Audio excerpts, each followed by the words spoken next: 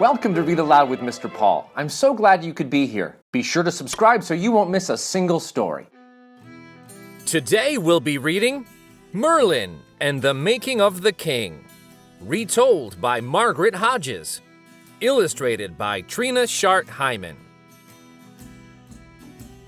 Merlin and the Making of the King, retold by Margaret Hodges, from Sir Thomas Malory's Le Morte d'Arthur, illustrated by Trina Shart-Hyman. The Sword in the Stone. In the days before Arthur was born, Merlin the magician hid himself in a cave that faced the western sea. No one ever saw Merlin if he did not wish to be seen, and no one knew that he was at work in his cave, making a great round table. Above the cave towered a castle called Tintagel, where the Duke of Cornwall lived with his beautiful wife, Igraine. All day long the Duke's armed knights, soldiers, and servants were climbing up or down past the cave, carrying supplies or getting ready for battle against the Duke's enemies. The most powerful of these was Uther Pendragon, whose banners carried the emblem of a red dragon. When Uther killed the Duke of Cornwall in battle, Merlin knew that Uther would also seize the castle at Tintagel, and the beautiful Igraine as well. This Uther did do. Then Merlin appeared, warning Uther in a dream. "Sir, you live only to fight. You do not know how to live at peace, and you have not long to live. When Igraine bears a son, I will wait at the postern gate of your castle to carry the child to safety. He shall be called Arthur, and the red dragon shall be his sign. In my cave you will find a marvelous table that would have made you the greatest king ever to rule Britain. Now that is not to be. But your son shall rule, and all the world shall know of King Arthur's knights, who will sit with him at his round table." Uther believed Merlin's words.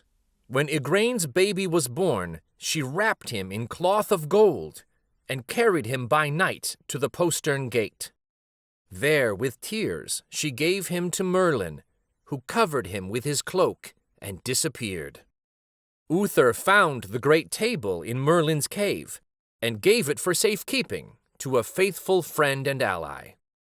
Not long afterward, Uther died, as Merlin had foreseen. But Arthur was safe. Merlin had taken him to the house of a good man, Sir Ector, whose wife nursed the baby as if he had been her own child. He grew up learning all that a knight must do and be. Arthur loved Sir Ector and his wife, and their son Sir Kay, who had just been knighted. Kay was like a brother to Arthur, but secretly he wanted to be king. When no leader could win enough battles to be named king, Merlin saw that Arthur's time had come. By magic, at Christmas time, he set a heavy square stone in front of London's greatest church. On this stone stood an iron anvil, and into the anvil and stone a naked sword was thrust. On the blade of the sword were letters of gold. "Whoso pulleth out this sword of this stone and anvil is rightwise king born of all England." As nobles and knights stared at the strange sight, Merlin appeared and spoke to them. "Through this sword, God will work a miracle to show who shall be king." One by one they tried with might and main, but none could move the sword even a hair's breadth. "Have a tournament until a sign comes from heaven," said Merlin, and all agreed. "But I forgot my sword," said Kay. "Arthur, go to my father's lodging and bring me a sword." Arthur rode off willingly, but found the house locked and empty. Then he remembered the sword in the stone. He rode back to the churchyard. Everyone had gone to the tournament, and he found the sword untouched. He did not see Merlin standing in the shadows. Lightly Arthur took the sword by the hilt, and smoothly he pulled it out of the stone. Then he found Sir Kay and said, "Here is a sword for you." Amazed, Kay took it. He galloped off to his father and cried, "I have the sword of the stone! I must be king!" But Sir Ector said, "Tell me on your oath, how did you get the sword?" Kay was ashamed. "Arthur brought it to me," he said.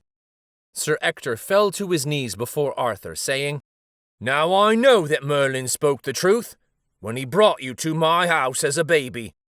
You are the son of Uther Pendragon, and you are the rightful king." Then, in the sight of all the great lords, Arthur thrust the sword into the stone and pulled it out easily. And though he alone could succeed in the marvelous feat, the lords would not have him. "How can that unknown beardless boy be king?" they muttered. At last the common people came and saw for themselves the miracle of the sword pulled from the stone by Arthur's hands. "We will have Arthur for our king!" they shouted. "It is God's will!" Then Arthur laid his sword on the church altar and knelt all night to pray that he might be worthy. He swore to live a pure life, to tell the truth, and to right wrongs wherever he saw them. To Arthur, Merlin spoke a final word. "Never use your sword unless you must. Then draw it, and do your best."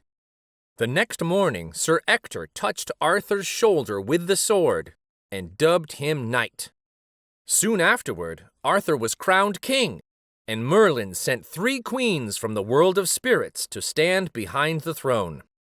"You will see them again when you leave this world," said Merlin's voice, but only Arthur heard it. The king's court was at Camelot, and many good knights came to him there. They followed him as he rode through the realm with his shining sword, under a white banner emblazoned with a red dragon. Everywhere Merlin went with him, sometimes disguised as a knight, sometimes as an old man or a child, sometimes invisible. He saw that Arthur was worthy, and loved him like a son. There came a day when Arthur, traveling through his kingdom, met a knight named Pellinore, who blocked his path and refused to move without a fight.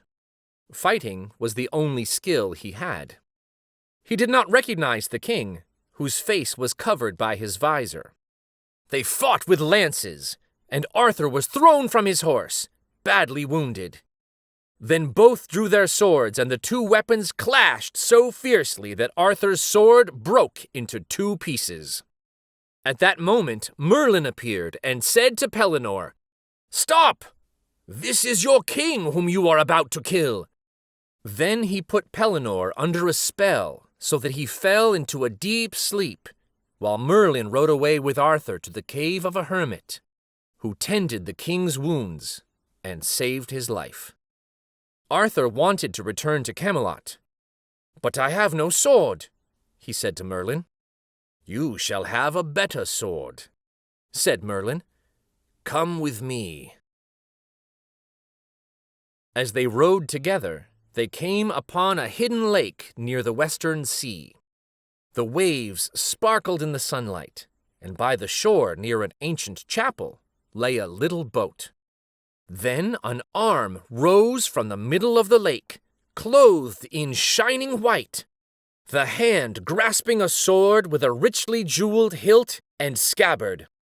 A lovely young girl came toward them over the water, dressed in flowing green, and Merlin said, "That is Vivian, the Lady of the Lake, who lives in an enchanted palace deep under the water. The sword is hers." The lady spoke to Arthur, "Go into yonder boat with Merlin, and row out to the sword. I give it and its scabbard to you." Arthur and Merlin did as the lady commanded.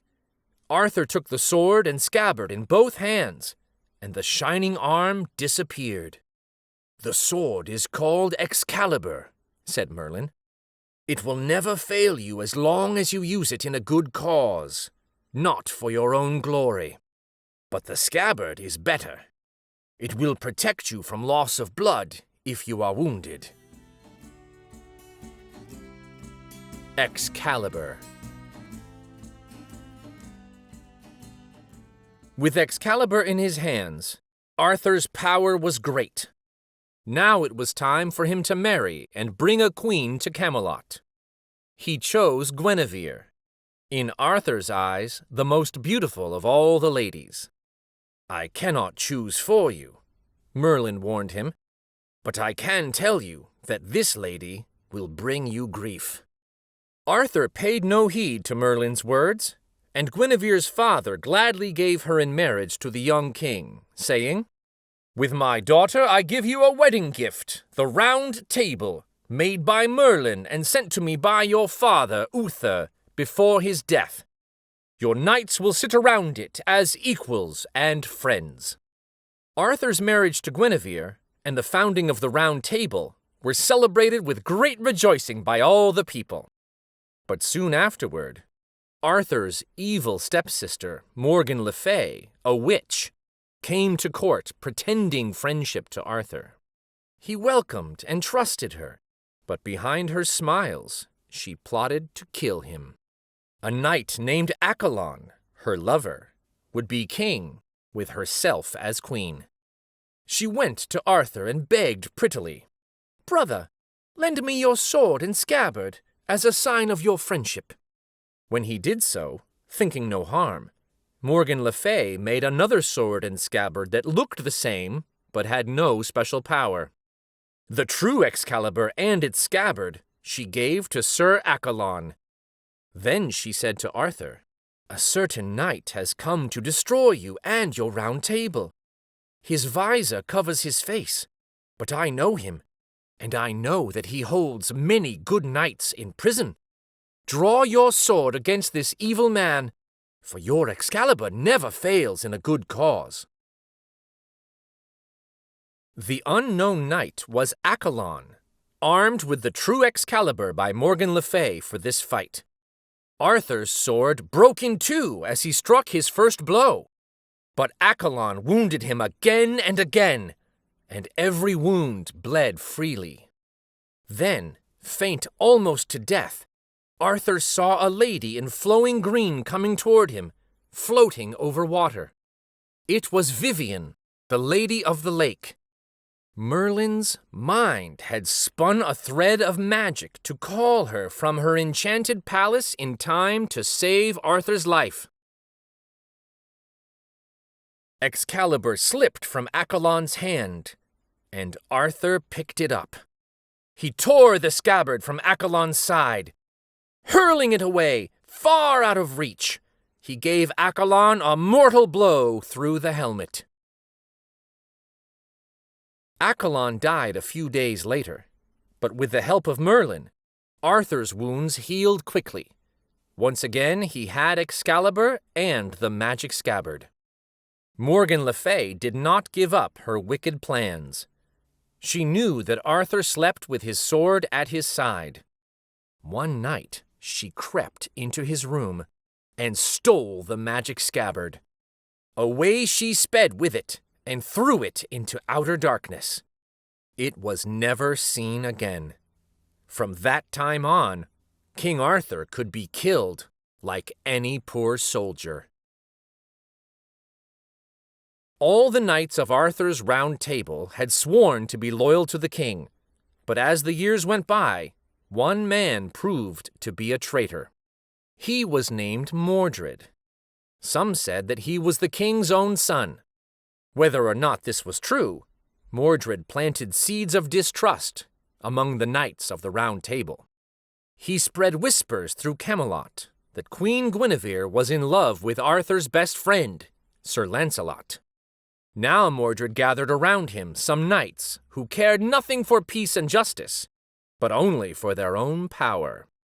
At this time, when Arthur needed him most, Merlin disappeared, and Arthur saw him no more, He was sad at heart, remembering Merlin's words about Guinevere. "This lady will bring you grief." And when he thought of Lancelot, he raged with anger. "My best friend has become my worst enemy!" he cried out. "I will fight him to the death!" But Lancelot would not fight his lord and king. He crossed the narrow sea to France, where he had a strong castle and an army of gallant knights. Arthur followed him and besieged Lancelot's castle with his own army, leaving his kingdom in the hands of Mordred, whom he trusted. The Lady of the Lake. While Arthur laid siege to Lancelot's castle in France and demanded that he should come out to fight, word came from England that Mordred had seized the throne and crown for himself. Arthur returned at once and found Mordred's army waiting on the beach to prevent his landing. Arthur leaped from his flagship with its red dragon banner flying, and all his men poured after him until the air was pierced with shouts and screams, and the water ran red with blood. At the end of the day, Arthur was victorious, and Mordred retreated to the west. A second time the two armies met in battle, and once again Mordred was defeated. But many of Arthur's best knights had been killed. A third time Mordred prepared to fight. The place was in a valley near the western sea. That night, as Arthur lay asleep in his tent, he dreamed that one of his knights, slain in battle, came to him as a ghost and said, "Make peace with Mordred. If you fight against him tomorrow, it will be the end of you and your round table." The next day, Arthur and Mordred agreed to sign a treaty. They met in a field between the two armies, each coming with 6 knights. All pledged that no man would draw a sword, but a snake lay nearby in the dust and raised its head to strike. One of the knights drew his sword to kill it, and the two armies saw the blade flash. "Treason!" they shouted, and grimly they rushed to fight. Thus began Arthur's last great battle, and the sun went up the sky and sank in the west. When night fell, the moon shone down on the battlefield, where Arthur stood with 100,000 knights lying dead around him. Only one of his friends, Sir Bedivere, remained alive, but another knight faced Arthur with his sword drawn. It was Mordred. Arthur cried, "Traitor, defend yourself!" and ran toward Mordred, leveling his lance. Mordred ran straight toward Arthur, his sword raised in both hands, and the lance pierced his body. Still he came on, and before he fell dead, he smote Arthur through the helmet. The king fell to the earth. Then he said to Bedivere, "My time has come. There is a chapel near here, at the edge of a lake. Let me rest there." Bedivere obeyed. "Now throw Excalibur, my good sword, into the water," said Arthur, "and tell me what you have seen." But as Bedivere carried Excalibur to the shore, its jeweled hilt flashed in the moonlight. He thought it was a pity to lose such a sword, and he hid it under a tree. When he returned to the chapel, Arthur asked, "What did you see?" "I saw only waves and trees blown by the wind," Bedivere answered. "You have not obeyed me. Go again," the king commanded. Bedivere went back to the tree, but again when he saw the beauty of Excalibur, he could not throw the sword into the water. Again he hid it and returned to the king. "What did you see?" asked Arthur. "The tide is going out," answered Bedivere. The king's voice reproached him. "I shall die while you delay." Then Bedivere ran from the chapel and carried the sword to the shore of the lake. He threw it, And as Excalibur flew, glittering in the light of the moon, an arm, clothed in shining white, rose from the middle of the lake. The hand caught the sword and brandished it 3 times. Then it was gone. "Carry me to the lake," said Arthur. There lay a little boat, where sat 3 queens from the other world, as Merlin had foretold. They took Arthur in their arms, weeping. "What shall your people do without you, my lord?" cried Bedivere. Arthur answered, "Do not fear. Trust in yourselves and do the best that you can. I am going to the island of Avalon in the western sea, where my wounds will heal. I will come again." The little boat moved away and disappeared. And some say Arthur will come again, and will gather at his round table a noble circle of knights, who will strive for peace and justice in the world. As for Merlin, no one knows what became of him. Vivien may have stolen his secrets, and then wrapped him in a spell for sleeping, from which he never woke. Some knights spoke of a certain oak tree, where they thought Vivien had imprisoned Merlin. They went there for advice, and said they could hear him speaking. Others told how they had found a hidden lake, and, looking into its clear depths, had seen Merlin walking with Vivien arm in arm through the gardens of an enchanted palace. No one knows.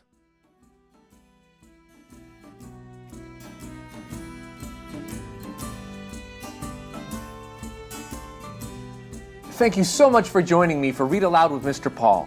Until next time, discover the wonder in a book. Pick one up. Take a look. For more classic stories, like and subscribe to Read Aloud with Mr. Paul. Thanks again.